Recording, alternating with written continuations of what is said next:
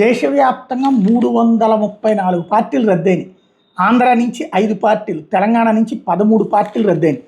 తెలంగాణలో Andhra Pradesh Rashtra Samaikya Samithi party, Bahujan Samaj party, Ambedkar Phule, Indian minorities political party, Jago party, Jatiya Mahila party, national people's Congress, Telangana Karmika Rythu Rajyam party, Telangana Loksatta party, Telangana minorities OBC Rajyam, Telangana Prajasamithi Kishore Rao and Kishan party అట, Telangana students united for nation party, Yuva party, Yuva Telangana party. ఇక ఆంధ్రలో రద్దయిన Bharatiya Bahujan Prajarajyam, Hindustan Rashtriya party, Jai Bharat Janasena party, Telugu Bahujan party, Telugu రాష్ట్ర శక్తి party వీటిని రద్దు చేస్తున్నట్టు ప్రకటించారు. రాష్ట్ర స్థాయి గుర్తింపు పొందిన పార్టీలు కేంద్ర ఎన్నికల సంఘం తాజా ప్రకటన ప్రకారం దేశంలో జాతీయ పార్టీలు 6 ఉన్నాయి.